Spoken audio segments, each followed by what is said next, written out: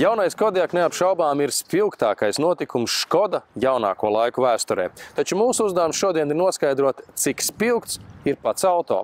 Un lai gan jaunais Kodiaq ir paspējis pieteikties arī Latvijā, gada auto konkursa ietvaros mēs tomēr devāmies uz silto salu Maljorku, lai izmēģinātu pēc iespējas vairāk jaunā Kodiaq versijas.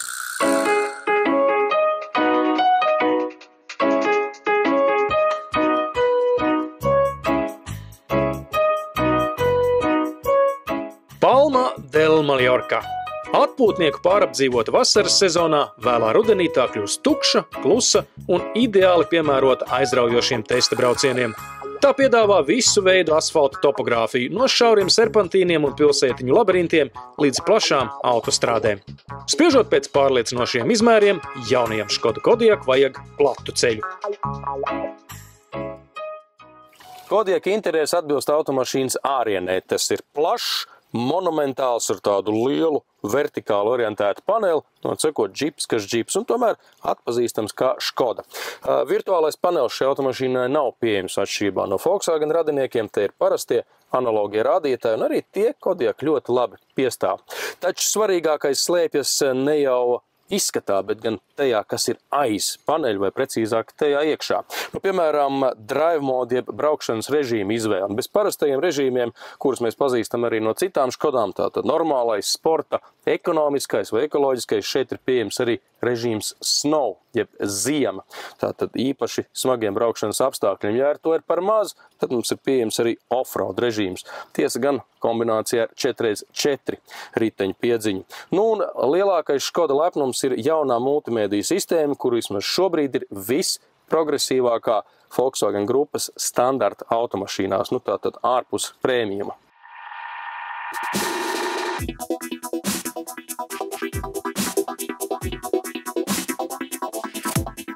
Izklaides iekārtas demonstrācijai izvēlējāmies sevišķi grēznu Kodiaq izpildījumu, kurš nebija paredzēts braukšanai, bet gan tehnoloģisko sasniegumu paušanai. Varētu domāt, ka 7-vietīgā izpildījumā Kodiaqā vairs nav vietas rezerves ritenim, bet nekā. Mazais rats ir gan, un piekļūtam nodrošina visai atjautīga konstrukcija. Pieslēdzot tālruni multimēdiju iekārtai, tā momentā palaida Apple CarPlay saskarni un vēlāk tikpat izdarīgi savienojās arī ar Android platformas tālruni. Kantona skaņas iekārta arī nelika vilties, bet visvairāk laika mūsu kolēģis pavadīja sērfojot pa papildus aplikācijām, kas ieviestas tieši šajā izklaides iekārtā. Laika ziņas, navigācija un pat Google Earth funkcija, kas joka pēc ļauj aptvert, cik tad tālu siltā Palma tomēr ir no saltās Rīgas. Un paskatieties uz šo! Jaunajā Kodiaq jau ir latviešu valoda, un par to, atšķirībā no LTE tīkla savienojuma un dažām aplikācijām, nekad nebūs jāpiemaksā.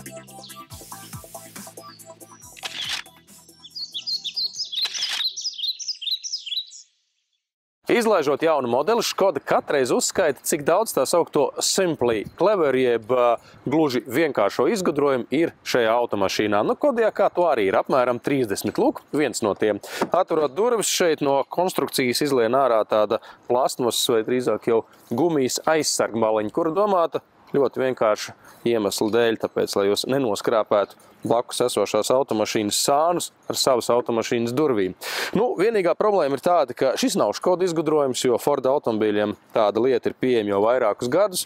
Nu, un otrs, ka šis nenieka nepasargā jūsu Kodiaq no noskrāpēšanas. Tāpēc es arvien biežāk iedomājos, kāpēc gan mūsdienu automašīnas atkal nevarētu atgriezties pie vecajiem labajiem moldingiem.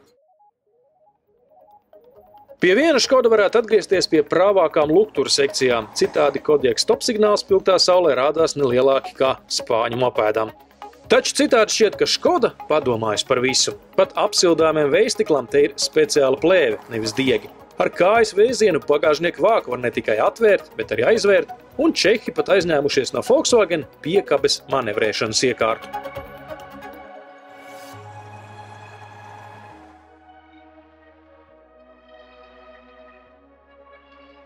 Mūsu pirmais Kodiaq izrādījās balts auto ar manuālo pārnesumkārbu un 150 zirgspēku dīzeli. Jāsaka, ka lielā Škoda, kā mēdz teikt, labi pacieš visas krāsas, tostarp arī tik izaicinošas kā koša sarkana. Turpretīm benzīna motors pat ar 180 zirgspēkiem īsti nav masīvā spēkrata stihija. jo dažkārt nepārāk labi saprotas ar DSG pārnesumu kārbu. Ar dīzeļiem divs ilgs gluži otrādi, sadar kā cimds ar roku. Un vēl noteikti jāņem vērā, ka Kodiaq nu nekādi nav viena aktiera teātris, bet gan automobīls ģimenei un draugiem. Ja aizmugurē paveras tāda limuzīna plašumi, dirnēt šādā automašīnā vienam ir tīrā apgreicība.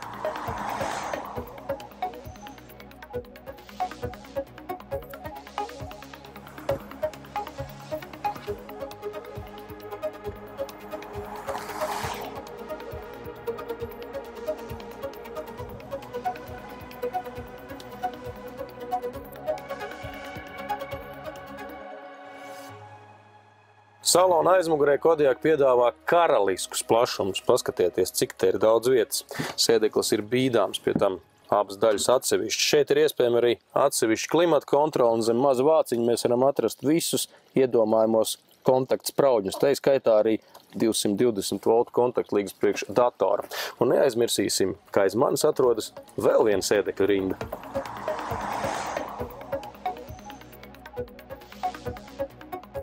Plato durvju dēļ iekāpšana skūpstu rindā nesagādās grūtības, turpretīm ierīkošanās tālākam braucienam gan. Nākas samazināt priekšā sēdošo telpiskās privilēģijas. Jā, ja otrās rindas sēdeklis ir atbīdīts līdz galam uz aizmuguri, tad, protams, šeit sēdēšana ir ļoti nērta. Bet, ja otro rindu pabīd uz priekšu, lūk šitā, un tad atloka atzveltni, nu tad te var pieaudzis cilvēks kādu brītiņu arī braukt.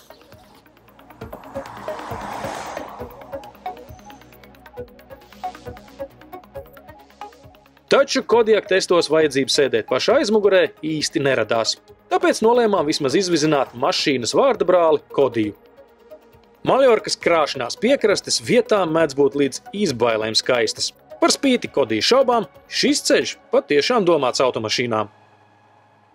Lai gan Kodiaq būs nopērkams pat ar nelielu 1,4 litru benzīna motoru, kas ražo vien 125 zirgspēkus, lielajai Škodai piestāv lieli motori.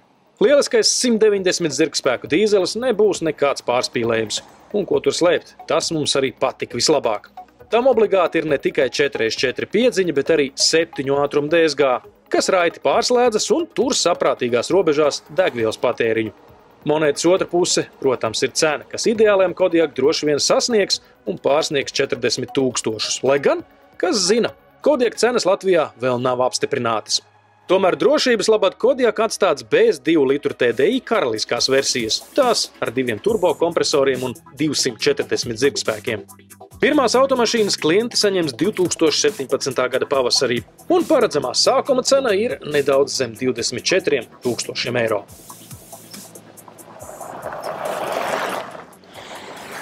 Jā, kas par perspektīvu. Škoda apgalvo, ka vēl vakar tās automobīļi bija tikai funkcionāli, šodien tie kļuvuši arī emocionāli, un tas viss pateicoties jaunajiem Kodiaq. Izbraucot ar 3 dažādām Kodiaq versijām pat tik gleznainā un idiliskā vietā kā Palma de Mallorca, man tomēr jāsacina, ka šis automobīls vispirms ir funkcionāls un racionāls, un tikai pēc tam emocionāls, jo, piemēram, man gribētos vairāk tādas atsaucības un smaguma stūras iekārtā. Taču apskatīt Kodiaq no tīra automobīļa viedokļa ir tāds neracionāls uzdevums, tāpēc, ka iznāk tā, ka šis ir pirmais reāli lielais 3 rindu 7 vietu Sport Utility automobīls Volkswagen grupā ārpus premium segmenta. Un tas, manuprāt, ir galvenais Kodiaq sasniegums.